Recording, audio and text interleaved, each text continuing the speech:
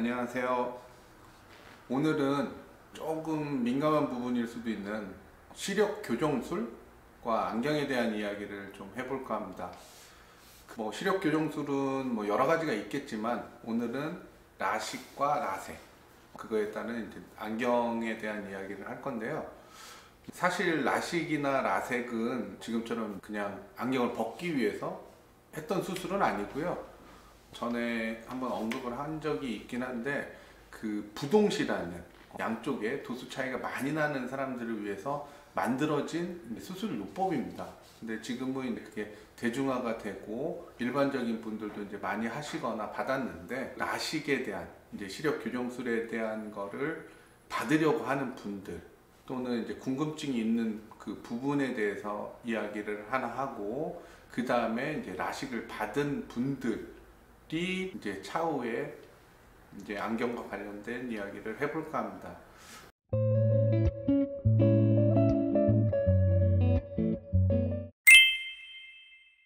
그래서 먼저 앞으로 라식을 또는 시력 교정술을 받으려고 생각하시는 분들이 알아둬야 될 점들이 몇 가지가 있는데요. 어떻게 보면 다 아시는 내용일 수도 있어요. 요즘 이제 워낙 찾아보면 다 나오기 때문에. 근데 안경사가 생각하는 그 시력 교정술을 받기 전에 이제 조금 고려해야 될 것들이 크게 두 가지가 있다고 생각합니다. 첫 번째는 교정 시력 부분입니다. 이거는 왜 그러냐면, 알다시피 안구 성장이 끝나는 시기에 이제 이런 수술을 받아야 되는데, 그때까지는 다른 말로 이제 시력이 변화가 생긴다는 거예요. 그런데 대부분의 일반 분들은 교정 시력과 상관없이 그냥 수술 받으면 뭐 다 해결되겠지라는 생각을 갖고 있는 분들이 되게 많아요. 근데 이건 잘못된 생각이고요. 교정 시력이라는 게 굉장히 중요합니다. 물론 이제 수술을 받으려고 이제 준비하고, 그 다음에 실질적으로 병원에 가서 측정을 할 때 교정 시력이라든가 다른 것들은 다 측정을 하는데, 이 부분이 어떻게 보면 핵심입니다. 교정 시력이 안경으로 제대로 나오지 않을 경우에는 이런 이제 교정술을 받아도 최대 시력이 그게 된다는 거예요. 그래서 라섹을 받기 전까지 안경을 잘 써서, 또는 콘택트를 써서 이런 양안의 교정 시력과 균형을 잘 맞춰진 상태를 유지하는 게 굉장히 중요하다. 그러려면 정기적으로 시력 검사를 하고, 또는 거기에 맞게끔 이제 안경 도수를 맞춰서 쓰는 게 중요하다는 거고요. 두 번째는 시기인 것 같아요. 그래서 많은 분들이, 일반 분들이 이제 모르시는 분들이 물어보죠. 언제 이런 수술을 받는 게 맞습니까? 또는 우리 애들 요번에 입시 시험 끝나면 바로 이제 수술을 해주려고 합니다. 라고 하는 이제 이야기들을 듣는데, 앞서 말씀드린 것처럼 안구 성장이 끝난 그 지점에 라식을 받는 게 좋아요. 왜 그러냐면, 나이가 있는 상태에서 라식을 받는 분들도 있으세요. 그런데 그때 받으면 안 된다, 그런 것은 아니지만 노안까지 해결되는 건 아닙니다. 그러다 보니까 대략 잡으면 시기가 만 20세에서 노안이 오기 전 이제 40대 초반까지를 어떻게 보면 안경을 안 쓰기 위해서 받는 수술이다 보니까 그 시기적인 것도 중요합니다. 그래서 받을 거면 조금 빨리 안구 성장이 끝나 20대 초반에 받는 거를 추천을 드리고요. 말한 대로 원래 시력 교정술이 이제 목적이었던 이제 부동시인 분들은 라식, 라섹을 받는 거를 추천드리기도 합니다. 무조건적으로 이게 좋지 않고 부작용이 많고 안 좋은 거다, 그거는 아닙니다. 꼭 필요한 사람들은 상담 받으시는 게 맞고요. 그 다음 얘기해 보려고 하는 거는 라식 후에 안경원에 방문하는 분들이 이제 많은데, 유형들이 크게 한 4가지로 나뉘는 것 같아요. 제가 봤을 때는 여지까지 경험상 가장 일반적인 이제 도수 변화죠.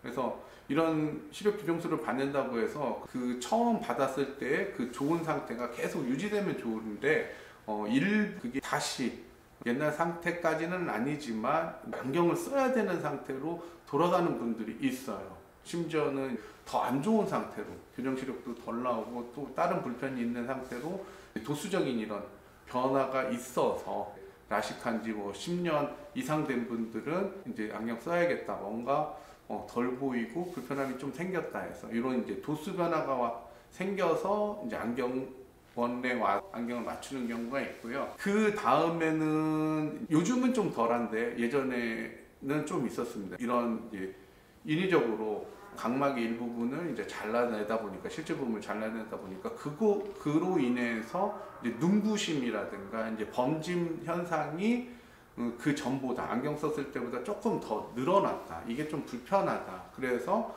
그거를 커버하기 위해서 이제 안경을 쓰려고 하는 분들이 있고요.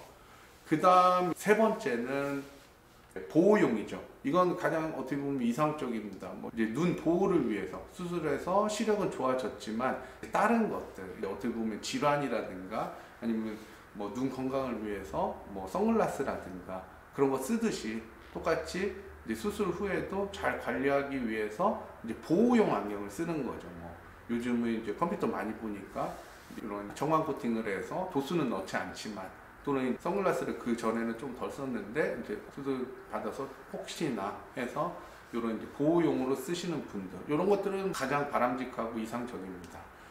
그 다음에 마지막으로 얘기할 건데, 요게 사실은 어떻게 보면은 조금 문제가 있는 부분입니다. 그러니까 어떤 부분이냐면 양안시 부분인데, 우리 눈은 단순히 그냥 도수만 맞춰진다고 해서 편안한 시생을 하는 거는 아니에요.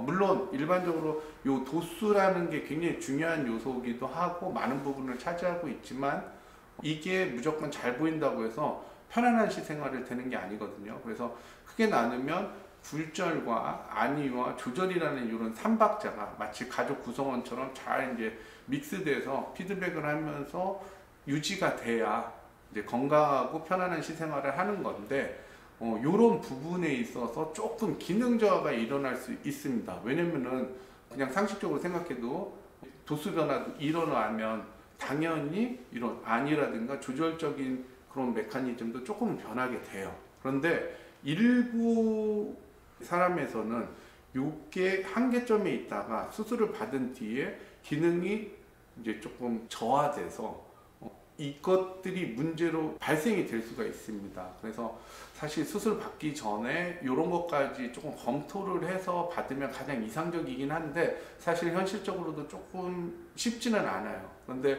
이제 그런 문제 때문에 수술을 받은 뒤에 조금 이제 겹침 증상이 있다든가, 아니면 예전엔 그러지 않았는데 자꾸 이제 한쪽 눈으로 이제 본다든가, 아니면은 뭐 피곤함이 더해졌다든가, 이런 이제 양안시적인 부분의 기능 저하로 인해서 다시금 안경을 써야 되는 조금 안타까운 상황이 발생되기도 합니다.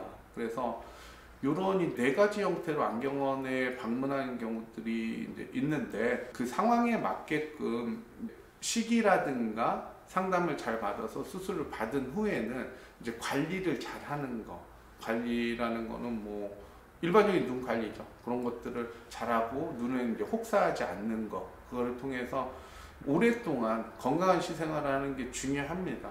그래서 요즘은 수술적인 요법도 많이 발전도 됐고 이제 완성도도 높아졌기 때문에 그거에 대한 이제 의문점보다는 지금 말한 이제 시기적인 부분하고 그런 이제 요소들이 있을 수 있다. 그거를 알아두셨으면 하고요. 특히나 두 가지 마지막으로 말씀드릴 게, 이제 각막을 간단히 말하면 평평하게 만드는 수술이다 보니까 수술 후에는 콘택트 렌즈를 거의 못 쓴다고 보시면 됩니다. 그런데 이것도 잘 모르는 분들이 있어요. 근데 혹시라도 수술 후에 나중에 눈이 좀 나빠지면 에이 그때 뭐 또 콘택트 끼면 되지 하는 분들이 있는데, 그거는 어렵다고 보시면 되고요. 또 하나는 앞서 말했듯이 노안적인 부분, 그건 이제 조절하고 관계된 부분이거든요. 그래서 이 부분은 이 시력 교정술로 해결되지 않습니다. 그래서 그거를 조금 알고서 내가 이제 교정 수술을 받고 그 다음에 노안이면 노안 안경을 쓰면 되긴 하지만, 그런 부분들도 좀 생각을 하시면 도움이 되지 않을까. 그리고 선택에 대한 도움, 그리고 오랫동안 건강한 시생활을 할 수 있는 도움이 되지 않을까 생각합니다.